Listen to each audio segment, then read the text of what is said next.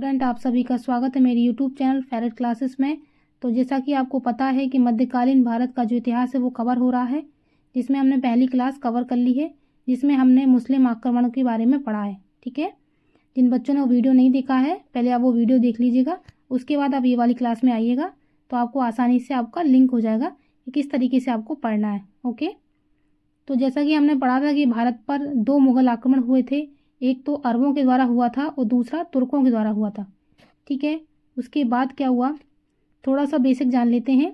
जब मोहम्मद गौरी और पृथ्वीराज चौहान के बीच में 1191 में तराइन का प्रथम युद्ध होता है, जिसमें पृथ्वीराज चौहान जीत जाता है, तो फिर पृथ्वीराज चौहान दोबारा मोहम्मद गौरी दोबारा पृथ्वीराज चौहान से युद्ध करने के लिए आता है। ठीक है, तो ये युद्ध होता है 1192 में, जिसको तराइन का द्वितीय युद्ध कहते हैं। ठीक है, 1191 में प्रथम युद्ध होता है, उसके जस्ट एक साल बाद तराइन का द्वितीय युद्ध होता है। ठीक है, लेकिन इस बार जो मोहम्मद गौरी रहता है वह पृथ्वीराज चौहान से जीत जाता है। ठीक है, जीतने के बाद क्या करता है मोहम्मद गौरी, जीतने के बाद मोहम्मद गौरी जो अपना जहाँ से आया था वहाँ चला जाता है, लेकिन जहाँ जिस हिस्से को जीता था उस स्थान पर अपने एक गुलाम कुतुबुद्दीन ऐबक को वहाँ का शासन सौंप देता है। ठीक है, और यहीं से स्टार्ट होता है भारत में मुगलों का शासन। ठीक है, इतनी बात समझ गए। जो मोहम्मद गौरी था जब वो पृथ्वीराज चौहान से जीत जाता है तो उसके बाद मोहम्मद गौरी अपना जो वहाँ का जीता हुआ शासन था वह अपने गुलाम कुतुबुद्दीन ऐबक को दे देता है और अपने देश गजनी वापस चला जाता है। ओके, तो यहाँ से स्टार्ट होता है अपना आज का टॉपिक। जितने भी राजवंश आए थे वो सभी दिल्ली सल्तनत पर राज किए हैं, तो वन बाय वन हम सभी राजवंशों को कवर करेंगे। जैसा कि हमने मगध के टाइम पे पढ़ा था कि वहाँ पर कितने राजवंशों ने शासन किया था, जस्ट उसी तरह दिल्ली सल्तनत है और उसमें हम पढ़ेंगे कि कितने राजवंशों ने शासन किया। जो दिल्ली सल्तनत था उस पर 1206 से 1526 तक, ठीक है, कह सकते हैं पूरे 320 वर्षों में दिल्ली सल्तनत पर 5 राजवंशों ने शासन किया था। शासन की बात करें तो सबसे पहले आता है गुलाम वंश, फिर उसके बाद पढ़ेंगे हम खिलजी वंश, उसके बाद हम पढ़ेंगे तुगलक वंश, और उसके बाद सैयद वंश, और उसके बाद लोधी वंश। ये समयकाल थोड़ा याद रखिएगा, एग्जाम में पूछा जाता है।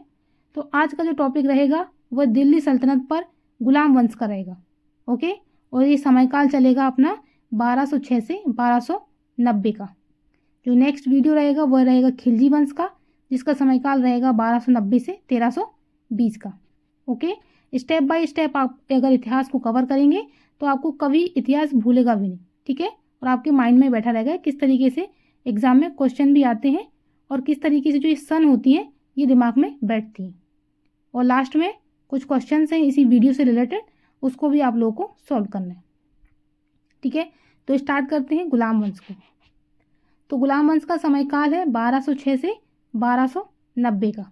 ठीक है, तो इस वंश को गुलाम वंश या दास वंश इसलिए कहते हैं क्योंकि इस वंश का संस्थापक कुतुबुद्दीन ऐबक मोहम्मद गौरी का गुलाम था। ठीक है, जो मोहम्मद गौरी था वो जीत गया था तो उसने अपने गुलाम कुतुबुद्दीन ऐबक को कहाँ की सत्ता दे दी थी, जहाँ का जिस स्थान को उसने जीता था। ठीक है, और उसके बाद वो अपने देश गजनी वापस लौट गया था। क्योंकि वो कुतुबुद्दीन ऐबक एक गुलाम था तो उसने गुलाम वंश की स्थापना की। ठीक है, कुछ विद्वान इसे मामलुक वंश भी नाम देते हैं, जिसका अर्थ होता है स्वतंत्र माता पिता की गुलाम संतान। ओके, अब गुलाम वंश में कितने शासक आए जिन्होंने शासन किया, तो सबसे इम्पोर्टेंट है कुतुबुद्दीन ऐबक, जिसे स्थापना ही की थी। फिर हम पढ़ेंगे आराम शाह को, जिसका 8 महीने ही शासनकाल चला। फिर हम पढ़ेंगे सबसे इम्पोर्टेंट इल्तुतमिश को, क्योंकि इसको वास्तविक गुलाम वंश का संस्थापक भी कहा जाता है, क्योंकि इसके शासनकाल में कई सारे काम हुए थे। उसके बाद रहेगा अपना रुकनुद्दीन फिरोज शाह, फिर रहेगा इम्पोर्टेंट रजिया सुल्तान, फिर हम पढ़ेंगे मुइजुद्दीन बहराम शाह को, उसके बाद पढ़ेंगे अलाउद्दीन महसूद शाह को, फिर रहेगा नासिरुद्दीन महमूद, फिर रहेगा गयासुद्दीन बलबन जो इम्पोर्टेंट है, और उसके बाद रहेगा कैकुबार। ठीक है, इम्पोर्टेंट भी कवर करेंगे और जो कुछ ज़्यादा इम्पोर्टेंट भी नहीं है उनको भी थोड़ा थोड़ा सा जान लेंगे उनके बारे में। ठीक है, आगे बढ़ते हैं। सबसे पहले पढ़ते हैं हम कुतुबुद्दीन ऐबक के बारे में। ओके, जो कुतुबुद्दीन ऐबक है इनका शासनकाल ये समयकाल चलता है 1206 से 1210 के बीच में। ठीक है, मात्र 4 साल का ही शासन था इनका। तो कुतुबुद्दीन ऐबक दिल्ली सल्तनत का पहला सुल्तान था और इसी को दिल्ली गुलाम वंश का संस्थापक कहा जाता है। कुतुबुद्दीन ऐबक मोहम्मद गौरी का गुलाम था। जब मोहम्मद गौरी ने भारत में लूटपाट करके वापस अफगान गया तो उसने भारत में अपने दासों को नियुक्त किया जो भारत में उनके नाम से शासन करे। ठीक है। अब अगर बात करें राज्यरोहण की कि कुतुबुद्दीन ऐबक का राज्यरोहण कब हुआ, मतलब उसको सत्ता कब हासिल हुई, तो मोहम्मद गौरी की मृत्यु के बाद 25 जून 1206 ईस्वी को कुतुबुद्दीन ऐबक का राज्यरोहण लाहौर में हुआ और उसने लाहौर को ही अपनी राजधानी बनाया था। ओके, तो किसने लाहौर को अपनी राजधानी बनाया था, तो वह थे कुतुबुद्दीन ऐबक। आगे पॉइंट है, जब यह स्वतंत्र शासक बना तब यह दास्ता से मुक्त नहीं था, इसलिए इसने सुल्तान की उपाधि धारण नहीं की, बल्कि मलिक व सिप सलार की उपाधियों के साथ शासन किया। ओके, आगे बढ़ते हैं और जानते हैं कि कुतुबुद्दीन ऐबक को कौन सी उपाधियां मिली और उनके दरबारी विद्वानों के बारे में। ठीक है, तो कुतुबुद्दीन ऐबक की कुशाग्र बुद्धि, व्यवहार और उसकी सैनिक कुशलता के कारण उन्हें लखता या लाल बख्श भी कहा गया। बहुत इंपॉर्टेंट, एग्जाम में कई बार पूछा गया है। और उनको हातिमाई, हातिम ताई और कुरान ख्वां के नाम से भी उनको नवाजा गया। अगर ऐबक के दरबारी विद्वान की बात करें तो उनके में थे हसन निज़ामी और दूसरे थे फ़क्र ए मुदव्विर। ओके, आगे पढ़ेंगे तो कुतुब मीनार है उसका नाम सूफी संत ख्वाजा कुतुबुद्दीन बख्तियार काकी के नाम पर रखा गया था और इसके लिए इसकी आधारशिला कुतुबुद्दीन ऐबक द्वारा रखी गई थी, जबकि इल्तुतमिश ने इसे पूरा किया था। ओके, कंफ्यूजिंग है थोड़ा। आधारशिला रखी थी कुतुबुद्दीन ऐबक ने, लेकिन इसको बनाया किसने था, इल्तुतमिश ने। ठीक है, नेक्स्ट पॉइंट है, कुतुब मीनार की 2 मंजिलों का निर्माण कुतुबुद्दीन ऐबक ने करवाया, जबकि शेष 3 मंजिलों को इल्तुतमिश ने पूरा किया। और इस मीनार के शीर्ष पर बिजली गिर जाने के कारण इसके शीर्ष का पुनर्निर्माण फिरोज शाह तुगलक ने करवाया। ठीक है, जब हम तुगलक वंश पढ़ेंगे तब इसके बारे में वहाँ जिक्र करेंगे। ठीक है, तो 2 मंजिलों का निर्माण करवाया कुतुबुद्दीन ऐबक ने, बाकी जो 3 बची उनका निर्माण करवाया इल्तुतमिश ने, लेकिन जब उसके शीर्ष पर बिजली गिर गई तो उसका पुनर्निर्माण करवाया फिरोज शाह तुगलक ने। ओके, नेक्स्ट है, और क्या निर्माण कार्य करवाया कुतुबुद्दीन ऐबक ने, तो उन्होंने दिल्ली में कुब्बत उल इस्लाम मस्जिद का निर्माण करवाया जो भारत की पहली मस्जिद थी। और उन्होंने 2.5 दिन का झोपड़ा भी राजस्थान में बनवाया, किसने, कुतुबुद्दीन ऐबक ने अपने शासनकाल के समय। आगे बात करें तो 1210 ईस्वी में लाहौर में चौगान का खेल खेलते समय घोड़े से गिर जाने के कारण कुतुबुद्दीन ऐबक की मृत्यु हो गई। और कुतुबुद्दीन ऐबक की मृत्यु के बाद उसके पुत्र आराम शाह को लाहौर की गद्दी पर बिठाया गया, जो कि एक अयोग्य शासक था और इसने केवल 8 महीनों तक ही शासन किया। और 1211 ईस्वी में इल्तुतमिश ने इसे हटाकर खुद शासक बन गया। ठीक है, कहीं कहीं पर 1210 ईस्वी है क्योंकि उसने केवल 8 महीने ही शासन किया था, तो कहीं कहीं किताबों में 1210 में ही इल्तुतमिश हटाकर खुद शासक बन गया था, ऐसा सन है। ठीक है, तो आप कंफ्यूज मत होना। आगे बात करेंगे शमसुद्दीन इल्तुतमिश की। ठीक है, जिसका समयकाल चलता है 1210 से 1236 के बीच में। ओके, आराम शाह को गद्दी से हटाने के बाद इल्तुतमिश अगला शासक बना और यह कुतुबुद्दीन ऐबक का दामाद और गुलाम था, जो कि कुतुबुद्दीन ऐबक के समय बदायूं का सूबेदार था। इल्तुतमिश ने दिल्ली को अपनी राजधानी बनाया। ठीक है, लाहौर को बनाया था कुतुबुद्दीन ऐबक ने, बट इसने किसको बनाया, इसने दिल्ली को अपनी राजधानी बनाया। इल्तुतमिश ने बगदाद के खलीफा से सुल्तान की उपाधि धारण की, इसलिए इसे दिल्ली सल्तनत का वास्तविक संस्थापक माना जाता है। ओके, आगे है, जब मंगोल आक्रमणकारी चंगेज खान ने जलालुद्दीन मांगबरनी पर आक्रमण किया, तब जलालुद्दीन मांगबरनी ने इल्तुतमिश से शरण मांगी, तो इसने शरण देने से मना कर दिया और चंगेज खान के आक्रमण से अपनी रक्षा की। आगे है, इसने सल्तनत काल की 3 महत्वपूर्ण अंग एकता, सेना और मुद्रा प्रणाली का गठन किया। एकता प्रणाली की बात करें तो इसका क्या मतलब होता है, धन के स्थान पर वेतन के रूप में भूमि प्रदान करना। और सेना की बात करें तो इल्तुतमिश ने 40 तुर्क सरदारों को एक सलाहकार, या कह सकते हैं 40 तुर्क सरदारों की एक सलाहकार परिषद बनाई, जिसे तुर्क ए झेलमानी या 10 चालीसा के नाम से जाना जाता था। और ये 40 लोग हमेशा साए की तरह इल्तुतमिश के साथ रहते थे। आगे इंपॉर्टेंट पॉइंट है, दिल्ली स्थित नसरुद्दीन का मकबरा इल्तुतमिश ने सुल्तान गोरे की याद में बनवाया था, और यह मकबरा भारत में निर्मित प्रथम मकबरा है। ठीक है, हमने पहली मस्जिद पढ़ ली और ये पहला मकबरा पढ़ लिया। अब आगे है इल्तुतमिश द्वारा प्रचलित सिक्के। तो इल्तुतमिश ने 2 प्रकार के सिक्के अपने शासनकाल के समय प्रचलन में लाया। पहला था टका, ये चांदी का सिक्का था। दूसरा था जीतल, ये तांबे का सिक्का था और इसमें 1:48 का अनुपात था। आगे है कुछ इल्तुतमिश की विजय हैं जिसने उसने कई युद्ध में जीते। तो सबसे पहला युद्ध करा था उसने 1215 में। इसमें तराइन का तृतीय युद्ध में ताजुद्दीन एल्दोज को पराजित किया इसने।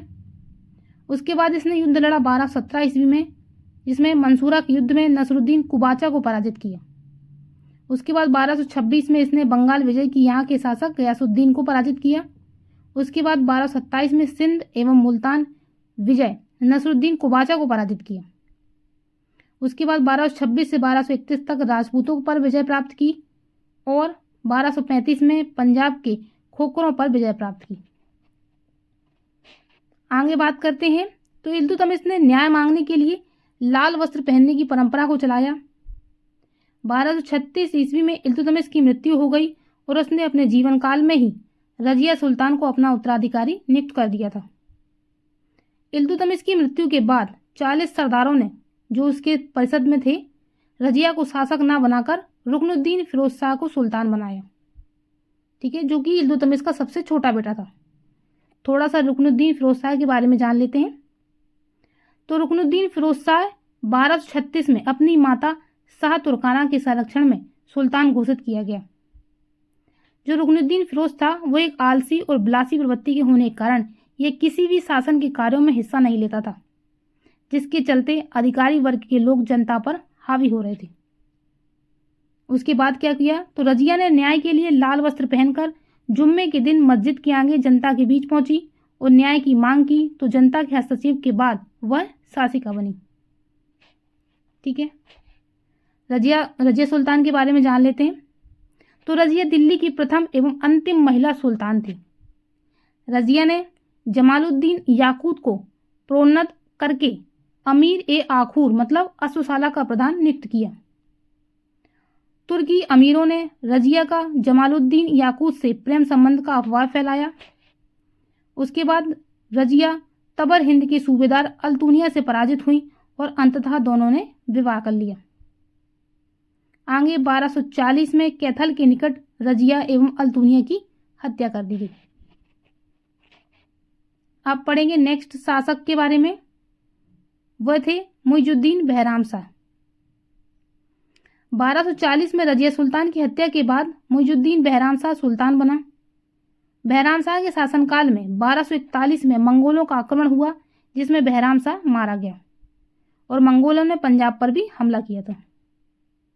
नेक्स्ट शासक था अलाउद्दीन मसूद शाह। बहराम शाह की मृत्यु के बाद 1242 में फिरोज शाह का पुत्र मसूद शाह सिंहासन पर बैठा और मसूद शाह ने बलवन को अमीर ए हाजिब की उपाधि प्रदान की। इसके बाद 8वां शासक होता है नसरुद्दीन महमूद शाह। नसरुद्दीन महमूद शाह दिल्ली सल्तनत का 8वां शासक बना और यह एक धार्मिक प्रवृत्ति का सुल्तान था। यह कुरान की प्रतियां लिखा करता था और टोपी सिलकर और कुरान की प्रतियां को बेचकर अपना जीवन यापन करता था।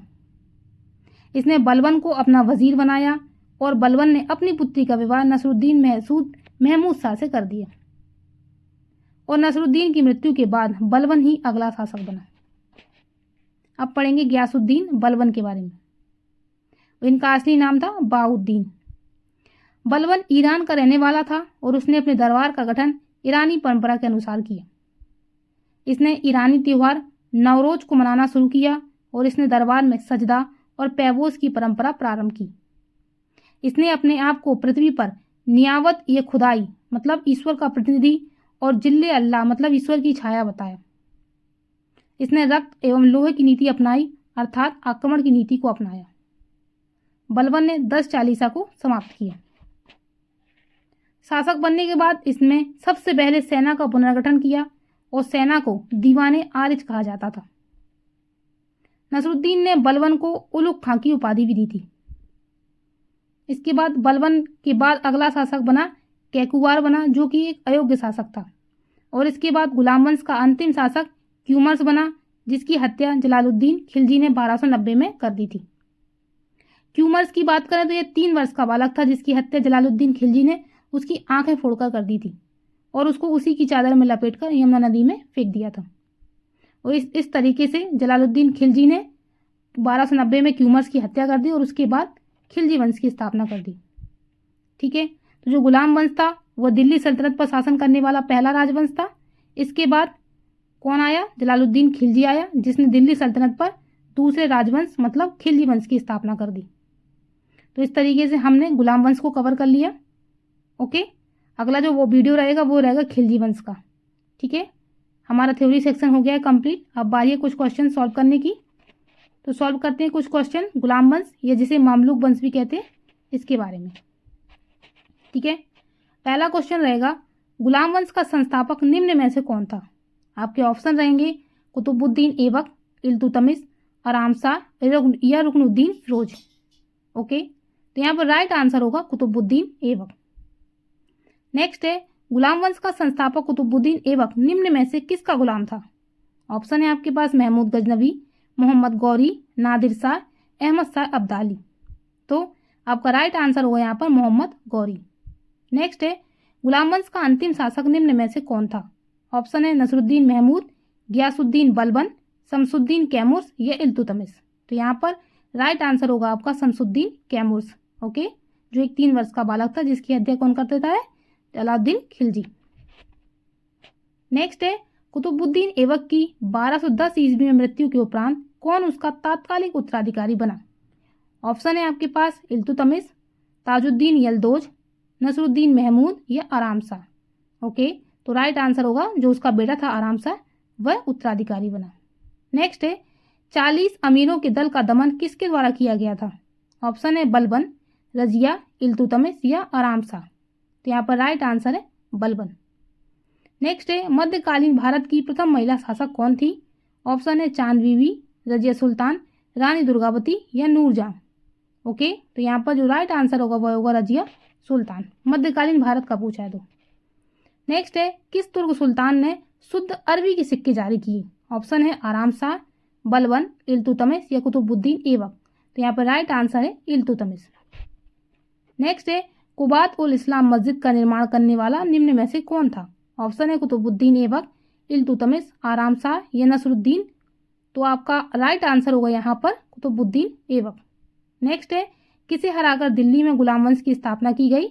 ऑप्शन है पृथ्वीराज चौहान, शिवाजी, महाराणा प्रताप या बाणभट्ट। तो यहाँ पर राइट आंसर है पृथ्वीराज चौहान।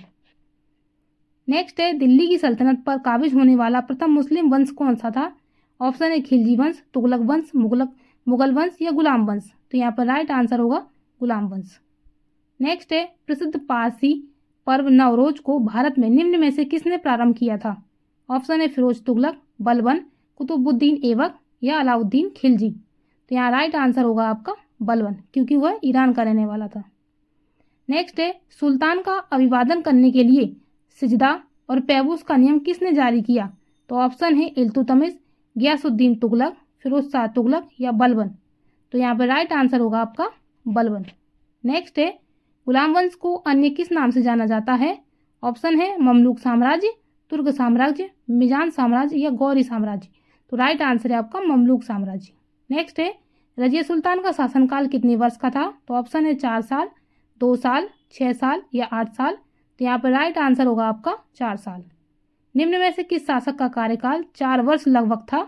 ऑप्शन है बलबन, आराम शाह, इल्तुतमिश या कुतुबुद्दीन ऐबक। तो यहाँ पर जो राइट आंसर होगा वह होगा कुतुबुद्दीन ऐबक। नेक्स्ट है गुलाम वंश के किस शासक ने अपनी राजधानी लाहौर से दिल्ली स्थानांतरित कर दी थी? तो ऑप्शन है इल्तुतमिश, रजिया सुल्तान, आराम शाही या गियासुद्दीन बलबन। तो यहाँ पर राइट आंसर होगा यहाँ पर आपका इल्तुतमिश। नेक्स्ट है एकता प्रथा को संस्थानिक दर्जा किसके द्वारा दिया गया था? ऑप्शन है अलाउद्दीन खिलजी, इल्तुतमिश, कुतुबुद्दीन ऐबक या बलबन। तो यहाँ पे राइट आंसर होगा आपका इल्तुतमिश। नेक्स्ट है दिल्ली पर शासन करने वाले निम्न गुलाम वंश शासकों का काला क्रमानुसार सही क्रम कौन सा है? ठीक है, तो यहाँ पे मैं आपको डायरेक्ट आंसर बता देती हूँ। यहाँ पर सबसे पहले आया था इल्तुतमिश, फिर आई थी रजिया, फिर आया था नसरुद्दीन, उसके बाद बलबन। तो यहाँ पे जो ऑप्शन 4 है दा है वो बिल्कुल सही है। नेक्स्ट है रजिया सुल्तान को किस वर्ष गद्दी से हटाया गया था? तो ऑप्शन है 1236 में, 1238 में, 1240 में और 1242 में। तो यहाँ पे राइट आंसर है 1240 में। नेक्स्ट है ब्लैंक है भारत की पहली मुस्लिम महिला शासक थी? तो ऑप्शन है नूरजहां, मिर्जा अल्तुनिया, महामंगा या रजिया सुल्ताना। तो right answer Razia Sultana. Next है किसके शासनकाल में चंगेज खान सिंधु नदी के तट पर आया था? तो ऑप्शन है इल्तुतमिश, अलाउद्दीन खिलजी, सिकंदर लोदी और मोहम्मद बिन तुगलक। तो यहाँ पे राइट आंसर होगा इल्तुतमिश। नेक्स्ट है दिल्ली का वह मध्यकालीन शासक कौन था जो मुगल तुर्की से था और जिसकी मौत पोलो, जिसे भारत में चौगान के रूप में जाना जाता है, खेलते वक्त घोड़े से गिरने के कारण हुई थी? तो ऑप्शन है रजिया सुल्तान, कुतुबुद्दीन ऐबक, इल्तुतमिश या शेरशाह सूरी। तो राइट आंसर होगा यहाँ पर कुतुबुद्दीन ऐबक। बलबन को नाइब ए मुमालिक का पद किस शासक के शासनकाल में प्राप्त हुआ? ऑप्शन है मसूद शाह, बहराम शाह, नसरुद्दीन महमूद और इल्तुतमिश। तो यहाँ पर राइट आंसर होगा ऑप्शन शाह, नसरुद्दीन महमूद। नेक्स्ट है भारत में एकता प्रथा का प्रचलन निम्न में से किसने किया? ऑप्शन है मोहम्मद गौरी, बलबन, इल्तुतमिश या नसरुद्दीन महमूद। तो राइट आंसर यहाँ पर इल्तुतमिश।